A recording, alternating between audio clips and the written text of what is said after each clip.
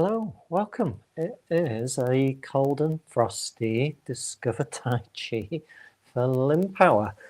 So hello, I hope everyone is keeping safe and warm. Those people who are watching later, that goes for you too. We're going to do a little bit about kind of ice and snow a little bit, and maybe some of the things that we can do with some Tai Chi steps to help us a little bit, just gleaned from years of exploring these ideas and looking at also what's being recommended by public health and things like that. Okay, so seated, standing.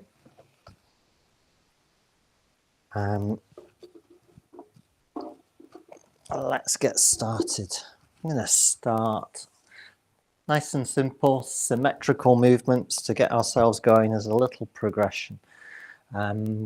Last week we had this sense of rootedness, this sense of treeness, a sense of connection with the earth. So let's kind of establish that idea, and then we'll just begin to lift the hands in Chi Shi, very familiar.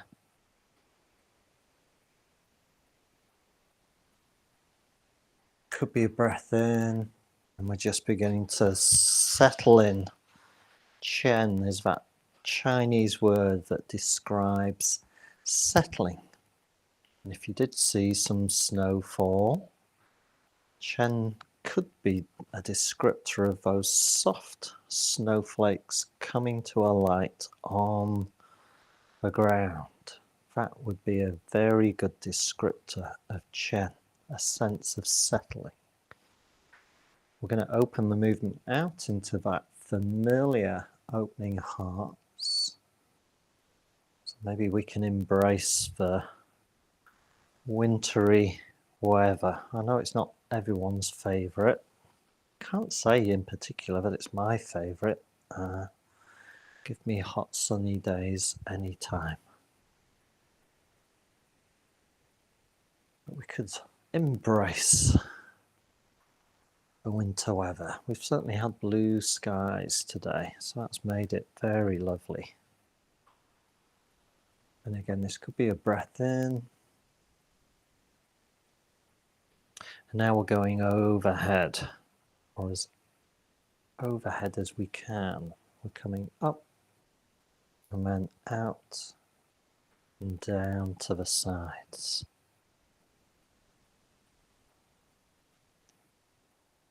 Just opening that movement up further. Once again, it could be a breath in, but all the while we want this connection, either with our seat or our chair, or with our feet, including prosthetic feet. We don't want them to feel as though they've been left out in the cold. Here's a question, strange one, but maybe not that strange for us. I've got a lower limb prosthesis, and I swear that I sometimes feel the cold in my toes, even though I haven't got any. Let me know at the end if that's something for you, and if you are a person with an upper limb amputation, do you kind of get the same sensation in terms of fingers and hands? I'd just be really interested, because there's sometimes when I feel like my missing limb feels the cold. Okay, there you go. That just kind of came to mind. Here we go. Let's bring the hands up into parting clouds, although we've got no clouds, that's for sure. So we can look up, perhaps instead, to the blue sky. And again, these simple symmetrical movements give us a good base from which to build upon.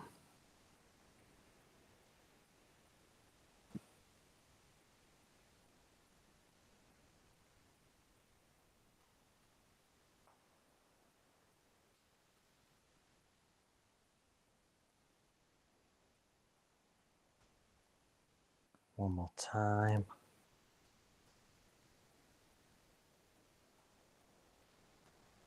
Excellent. Okay, so soft little steps or just shifts of weight if we're standing up. Same if you are sat down, hip to hip, just to ease any pressure. So snow, ice, yes. When I used a wheelchair for a long time, snow and ice is tricky. And using a lower limb prosthetic is very tricky as well on snow and icy conditions. Best advice is to do penguin steps for those of us who are up and walking, i.e. we just do little shuffly steps. I have been known to shuffle around supermarket car parks and garnering strange looks as I do so. Unless I've got those spikes that I can put on the end of my shoes, and then I can be more confident. But if I haven't got them, little penguin shuffles is the way to go. So there you go, there's my top tip. You can sometimes find references to this from kind of local councils, is to you do this penguin shuffle if it's very icy. So I hope that helps a little bit if you do get outside and find yourself on an icy patch and you've not got your spiky adaptations on you. Okay, so let's do some movements where we push in a little bit. If we're standing up, we can take a bit of a pace forward if we wish, or we can just stay where we are. If we're sat down, we can push a lead leg forward or a lead hip forward. And we're just going to push gently into that. Ironically, it's the fear of weight bearing that can actually lead to a slip, when actually being confident weight bearing can be the thing that helps ameliorate that. But sometimes our kind of fear to put weight on a limb when we think that the ground is a bit sketchy can actually be the thing that causes us to take a fall. I know that this has happened to me in the past. Always unpleasant.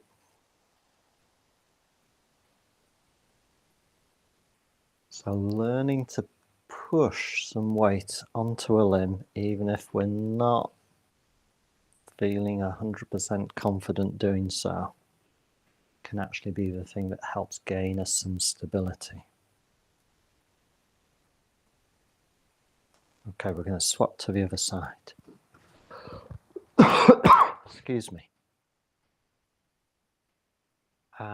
When I was using a wheelchair a lot, I actually lived on a really steep hill where we used to get a lot of snow and ice because it faced north, so we rarely got the sunshine on that road.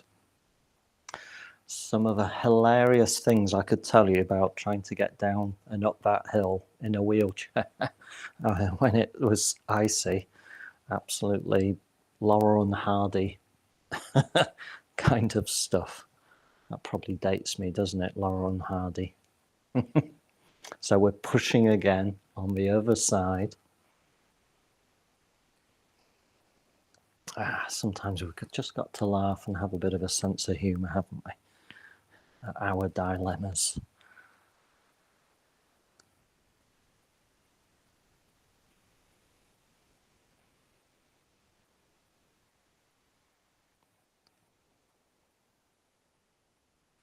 Just pushing and just trying to feel a bit confident or a little bit more confident on weight bearing. It's just one of those things. Wider stance. But we're going to see if we can, instead of being square on, we're going to try and be on a bit of a diagonal. Okay, there's a reason, but see if you can kind of get yourself on a diagonal. We're still shifting weight from side to side, but I kind of want you to face towards the forward leg or the front leg. Again, if you sat down, this is a bit of a emphasis for you in your seat, but it still applies, particularly if you're on hills and cambers, to help adjust to the terrain and the slopes to keep you balanced and stable in that chair. So I'm just shifting weight.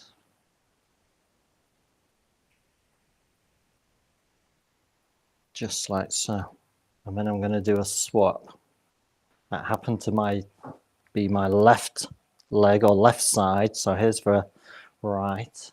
And again, I'm at a bit of a diagonal and I'm shifting weight.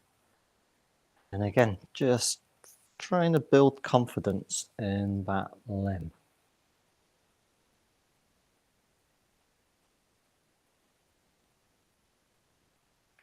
Same if I was sat down.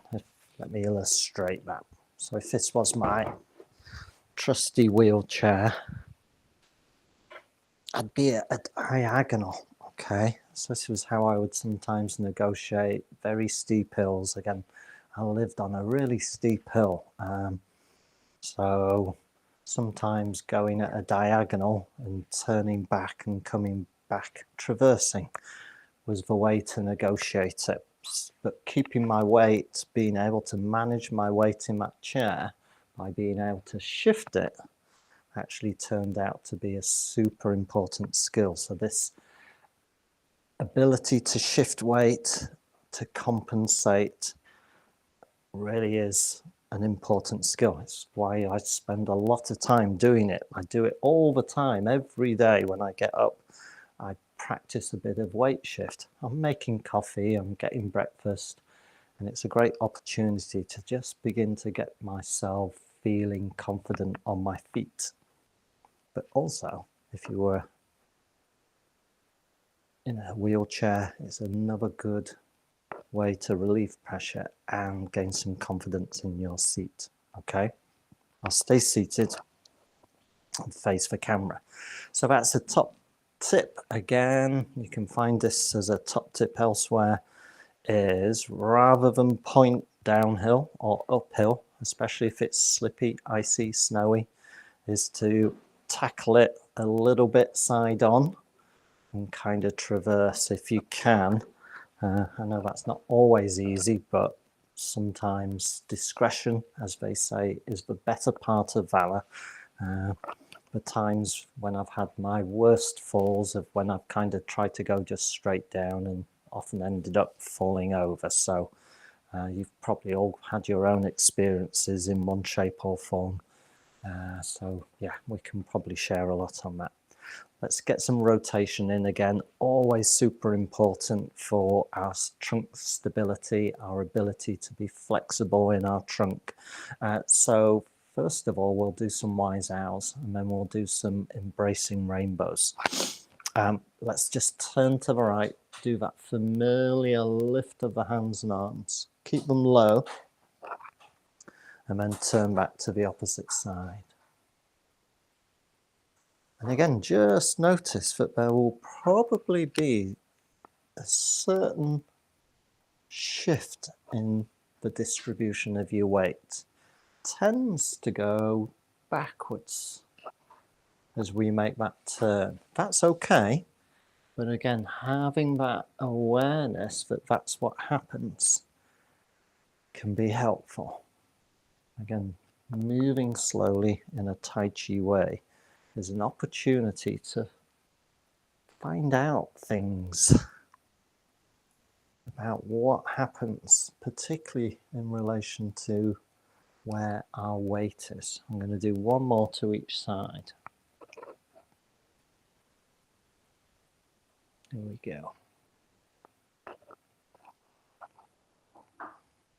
And then, again, more for trunk stability as well. So think of this more about stability than flexibility, is to pick up an imaginary ball We could use a cushion or something between my hands if you wished. And then we're going to flex, but not too much, to one side. Doesn't matter which side you choose. And then come back upright and go to the other side. And again, rather than thinking of it as a stretch, think of it as a exercise in maintaining position. Again, we all have to lift things, whether we are seated or standing. And again, having a stable base of support is super important.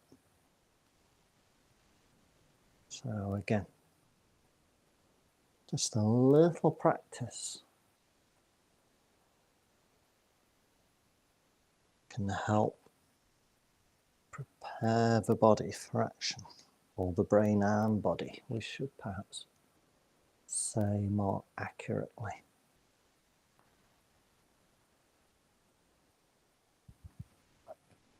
Fab.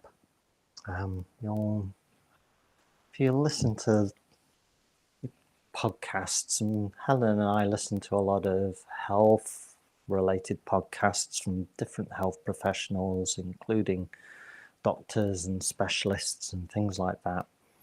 And we keep coming across the use it or lose it principle, which is this physiological principle that if we don't do certain things or actions or movements, the brain basically goes, oh, you don't want to do that anymore, and therefore I'll reduce the number of neurons that was originally kind of allocated for that movement or action, whatever it is.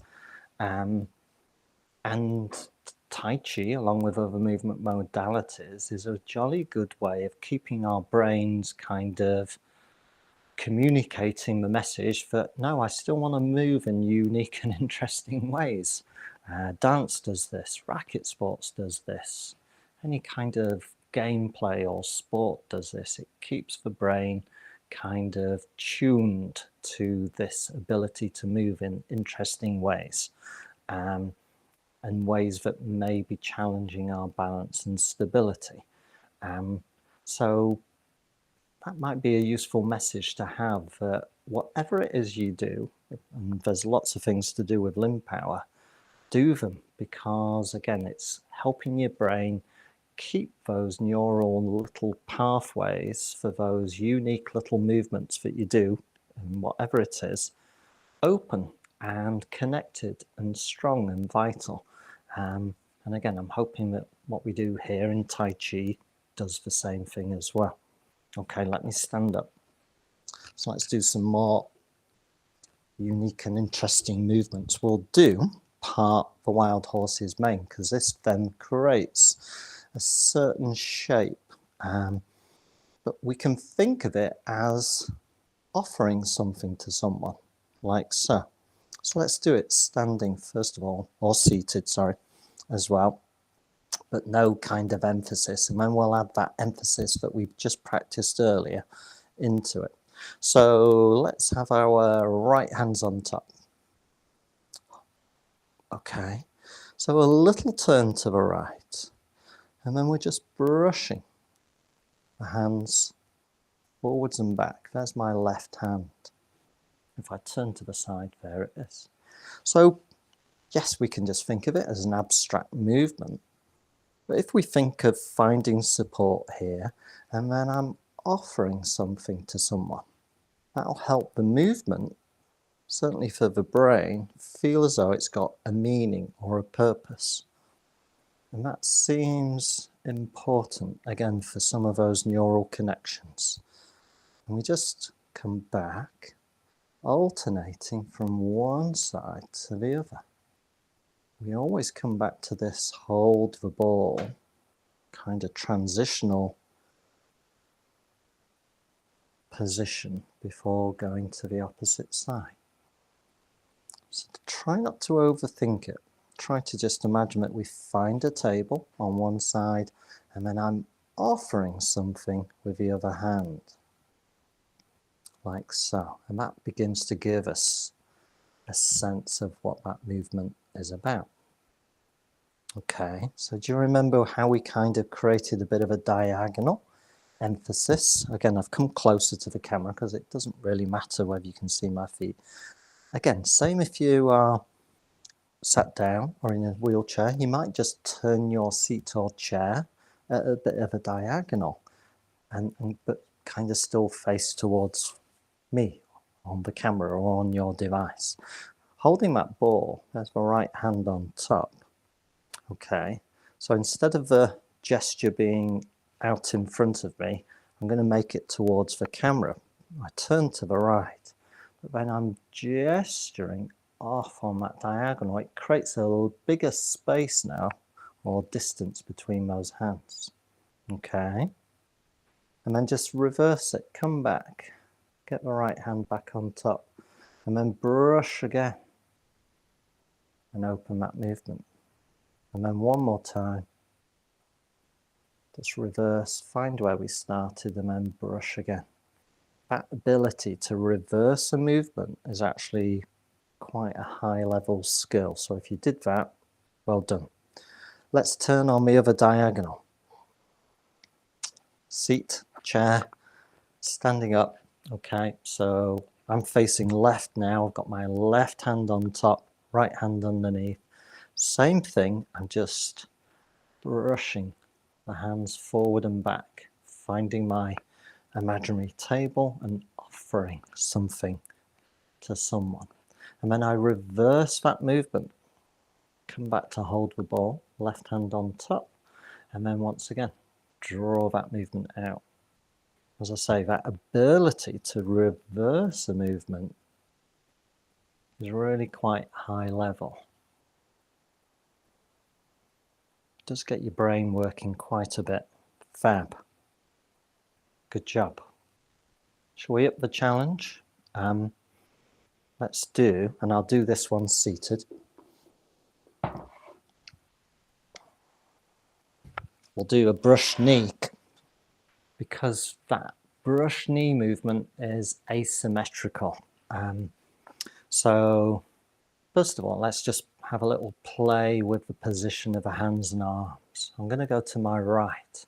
There's my right hand holding a tea tray or a custard pie. And there's my left hand just kind of playing a secondary role of pointing in the same direction, but the palm is down. Yeah? And then we can just sweep the hands down and go to the opposite side. Only now the left hand holds our tea tray and my right hand is just kind of backing it up, so to speak. So we can begin to just sweep from one side to the other, looking at each respective hand as it catches our tea tray or our custard pie. Phew! And I sneezed. I thought I wouldn't, but there you go. Excuse me. So just go from one side to the other, like that. Yeah? Just get used to that hand position on either side. Okay. Got that? Okay, we're going to turn on a diagonal. So I'm going to turn a bit to my right, left shoulder will be facing the camera. Same as if you were standing up. I'm going to do that hand position on the right. So they're actually pointing backwards now, aren't they? But then I'm going to drop the elbows and let them come forwards. And my left hand ends up just over the left knee, and I'm kind of pushing a little bit across with this right hand. Yeah? And then I'm going to look back, find that position on the right again, reverse it, and then come through just like that. Once again, looking back, find that position, tea tray or custard pie, and then drop the elbows and bring it through. Perfect. Opposite side. I'm going to do a little crafty turn, but I'll give you enough chance to just make that adjustment. Same thing, left side now. So this is my right shoulder facing the camera, but I've got my left hand out there. Just think of the elbows dropping. Just let them relax down, and that brings the hands into position with a little emphasis of a push there. And then once again, back up, look in that direction, and then look towards that area where you push before sliding back to where we began. And do that one more time. Perfect. So we've only done that 3 times each side, but you could spend some time, minute or two, maybe just playing with some of these ideas and movements, but reversing them and then going back again. As I say, it really seems to help the brain get a useful understanding of what it is you want to do, and that helps keep that kind of movement and interesting position in your movement library, if we were to put it like that. And yeah, kind of have that idea that movement really does help keep neural pathways, and there's a connection to our state of being, our state of mind, if we wish, that goes along with our sense of movement and how we express ourselves as well. So that's very interesting, this connection between movement and also an emotional center as well. Oh, got someone jumping in, which is a little bit late, but we'll let her in any case. So I hope that's kind of interesting and kind of piques your interest, that whatever movement you're doing, you are facilitating growth in areas of the brain which may not have been used for a long time or ever. And if you've already got those movement patterns down, you're actually keeping them kind of finely tuned as well. So let's bring things to a close. Okay, so now we're going to go big to small. Okay, so again, this interesting ideas around this idea of going big initially with a movement to really emphasize what it is we want to do. Going big. Once again, we could bring the breath into this. Could have a big breath in, and then we've got that settling. Snowflakes coming down softly to earth. And that sense of relaxation that comes with it. And then we go a little bit smaller, so we bring things a little bit closer to home, but still with that same idea.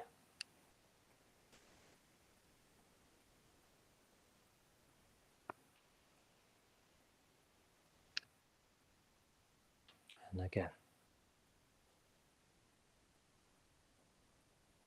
And then the final one, we can just bring the hands together. We can link the thumbs if you wish, or just one hand resting on top. And now we come to a rest, don't we? Quite literally, which in itself is a good place to be able to come to a complete rest. Could be a breath in, let it go, rest the eyes, and maybe 30, 40 seconds just quiet sitting. Jing, as it's called, creating a sense of serenity, peace, calm, stillness. Those are just some of the kind of images that are associated with this Chinese word, Jing.